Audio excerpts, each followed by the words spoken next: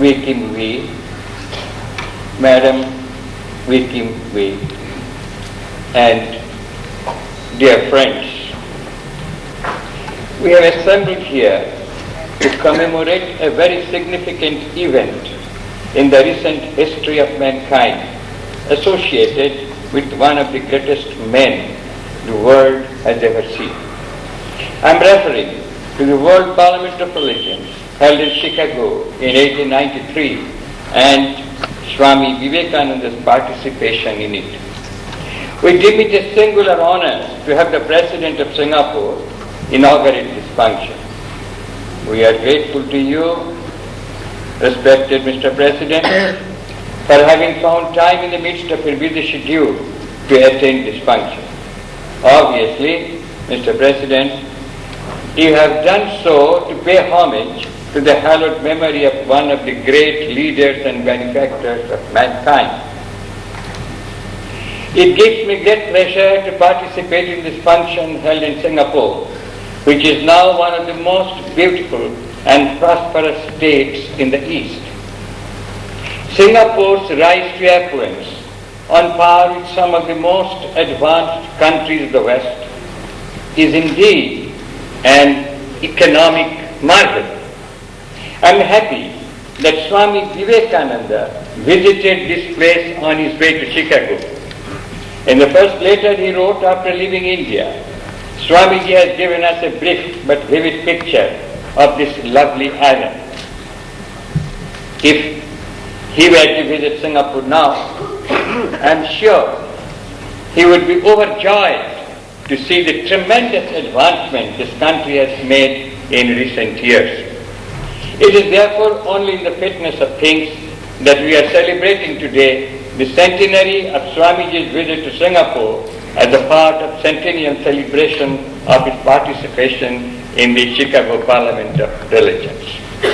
Swami Vivekananda has been regarded as a saint, religious leader, patriot, social reformer, world thinker, and so on.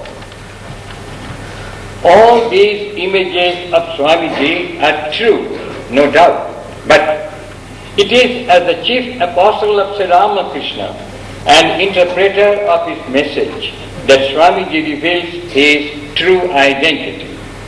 The lives of the two, the master and the disciple, are inseparably interlinked. Sri Ramakrishna, who lived from 1836 to 1886, is regarded by millions as the prophet of the present age. Swami Vivekananda, known in his pre-monastic days as Narendranath, was a college student when he first met his master. With his brilliant intellectual intuition, Swamiji could grasp the universal significance of Sri Ramakrishna's life and teachings. And most of his subsequent work aimed at expounding and applying in practical life the wisdom he had gained from his master.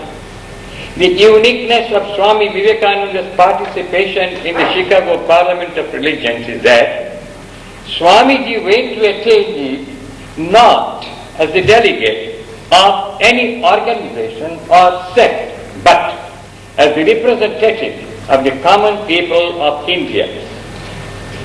We should also remember that Swami Vivekananda went to the West not merely to attend the Parliament, but with a sense of worldwide mission. He understood that India's isolation from the rest of the world was one of the causes of our downfall. He believed that India needed Western science, technology, and organizational skills for its economic uplift. But the West also needed India's spirituality for its moral and spiritual regeneration. Swamiji had the conviction that India had a spiritual mission to fulfill in the Commonwealth of Nations, and he has been divinely chosen as the instrument of it. The Parliament of Religions of 1893 was undoubtedly a turning point in the cultural history of modern world. It marked the beginning of interreligious understanding. Not only that, it marked the beginning of a proper understanding of religion itself. And it is now universally accepted that Swami Vivekananda's participation and subsequent stay for 4 years in the United States contributed a great deal toward bringing about these changes in the attitudes of the people. We have to keep in mind that in those days, the prevalent notion was that only one religion could be true. Naturally, people thought that their own religion was true and all the other religions were false. Harmony of religions meant nothing more than an attitude of toleration towards other religions. Swami Vivekananda gave a new idea of harmony. In the first place, he said that harmony among religions could be established only if we accept all religions to be true or valid. This idea Swamiji has got from his master, Sri Ramakrishna. By following the spiritual practices of different religions, Sri Ramakrishna had shown that all paths ultimately led to the same supreme reality. Swami Vivekananda took this idea of religious harmony one step further by holding that true religious harmony meant acceptance of some of the best elements in other religions. Swamiji made this clear at the concluding session of the Parliament of Religions. Just now, my Swami Gokulananda has quoted. He said, "A Christian is not to become a Hindu or a Buddhist, nor a Hindu or a Buddhist to become a Christian. But each must assimilate the spirit of the others and yet preserve his individuality and grow according to his law of growth." Swamiji gave a new conception of religion itself. For centuries, religion had been identified with certain dogmatic assertions, external observances, and festivals. But Swami Vivekananda said these were only secondary details. According to him, true religion is a direct, transcendental experience of the ultimate reality. If we study the religions of the world, we will find that this idea of direct realization is common to all religions. Let me quote Swamiji's own words. The end of all religions is the realization of the God in the soul. This is the one universal religion. If there is one universal truth in all religions, I place it here in realizing God. Ideas and methods may differ, but this is the main point. There may be 1,000 radii, but they all converge to one center, and that is the realization of God. Swami Vivekananda also spoke of the oneness of man. We live in an age of humanism. Modern world is centered on human welfare, human interests, human concerns, human achievements. But modern man's understanding of human nature is not deep, and this is the chief cause of divisions among men. Swami Vivekananda showed that man's true nature is eternal, immortal spirit known as the Atman or Self. It is one and infinite, and is the same in all men. All human achievements are nothing but manifestations of this inner perfection, the inherent divinity in man. Modern democratic ideals of liberty, equality, and fraternity derive their authenticity from the unity and purity of the true self of man. As Swamiji stated, each soul is potentially divine. The goal is to manifest this divinity within by controlling nature, external or internal. The next point is more revealing, more striking. Swami Vivekananda saw the whole world as one. Look at that. In those days, Swami Vivekananda saw the whole world as one. Now science has brought us together. We have conquered space, time, almost. But Vivekananda at that time, when science did not make such advancement, saw the whole world as one. Not that he ignored diversities, but he held unity in diversity to the plan of the universe.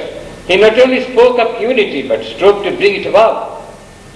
Where there are barriers, he strove to break them down. Where there were gulfs, he built bridges. Swami Vivekananda himself was the first real bridge between the East and the West. Not a small pontoon bridge, but a mighty suspension bridge spanning oceans and continents. He combined in himself the rational, analytical mind of the West with the intuitive, synthetic mind of the East. This enabled him to interpret the ancient scriptures in the light of modern reason and thus make the spiritual heritage of India available and understandable to modern people all over the world.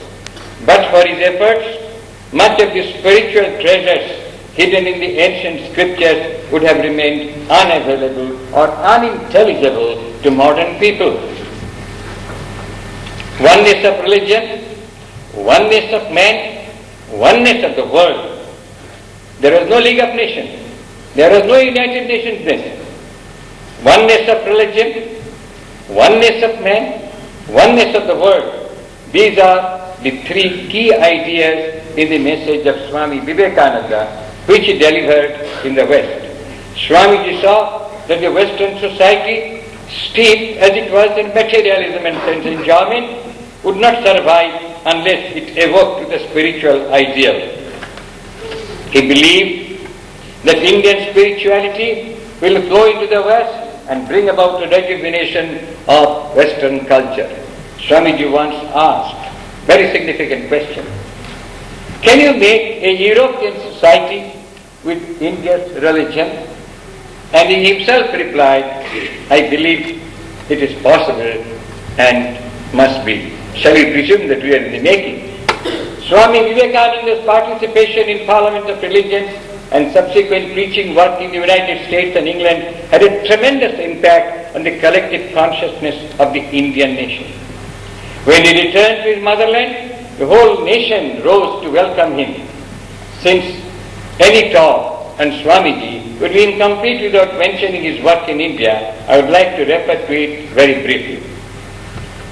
What Swamiji has done for India is so immense that it has not yet been fully assessed. We can only briefly indicate three areas in which Swamiji made most significant contributions. In the first place, he infused in the hearts of the people pride in their past. Swamiji's message of strength came as a tonic to the soul of the nation, which had been under foreign domination and social immobility for centuries. Swami Vivekananda's second field of work in India was awakening the consciousness of the educated people to their duty toward the poor and the downtrodden masses. To quote his own words, so long as the millions live in hunger and ignorance, I hold every man a traitor who, having been educated at their expense, pays not the least heed to them. Swamiji was the first religious leader in India to speak for the poor masses. He visualized the new India arising out of the peasants' cottages, out of the huts of the fishermen, out of the slums of the cobblers and sweepers. His fiery eloquence stirred the souls of thousands of educated Indians and inspired them to dedicate their lives to the service of the country, especially to the service of the poor. Almost all the great leaders of India's struggle for independence have acknowledged their indebtedness to Swami Vivekananda for their inspiration to serve the nation. Lastly, Swami Vivekananda saw that in order to carry out his plan for the rejuvenation of India, it was necessary to have an organization. Regarding this, he said, my whole ambition in life is to set in motion a machinery which will bring noble ideas to the door of everybody, and then let men and women settle their own fate. That is how the Ramakrishna mission is here, a part of the machinery. By organization, Swamiji meant an organization of selfless workers. Selflessness calls for sacrifice. Swami Vivekananda saw that there was already a body of people who had sacrificed sense pleasures, who had renounced hearth and home. These were the monks. In India, from time immemorial, monastic life had been oriented solely to contemplative life and God realization.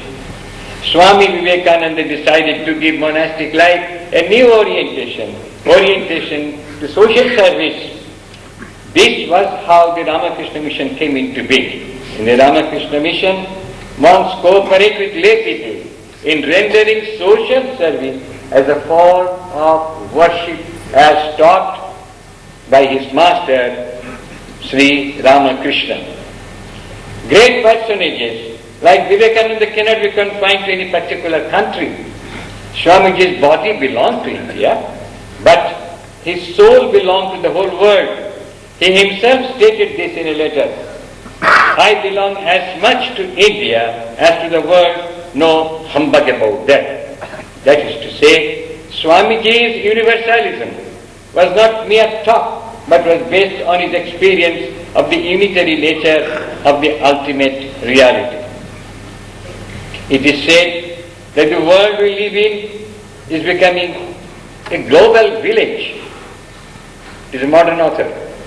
Modern methods of communication and transport are bringing nations closer together than ever before. The welfare of every nation is now interlinked to the welfare of all the other nations. 100 years ago, long before the League of Nations or the United Nations was thought of, Swami Vivekananda said, "Ma, even in politics and sociology, problems that were only national 20 years ago can no longer be solved on national grounds only. They can only be solved when looked at in the broader light of international grounds." International organizations. I am reading from Vivekananda. International organizations, international combinations, international laws are the cry of the day. Swami Vivekananda had a total vision of the welfare of humanity, and he believed that this could be realized by the meeting of the East and the West, by the mingling of Eastern philosophy and Western science, by a judicious combination of the transcendental wisdom of the East and the material prosperity of the West, by the integration of the sacred and the secular. Swamiji was only 30 years when he burst upon the world scene, and he lived only for another 9 years. During this short span of time, he worked tirelessly for the welfare of the whole of humanity, for love and harmony among men, for global understanding, cooperation and peace. His life was a sacrifice at the altar of love for mankind. Let us offer our salutation to the great souls. It is indeed a blessing to speak about such great souls, and I am grateful to the organizers of this meeting for giving me the opportunity to have this blessing. Thank you.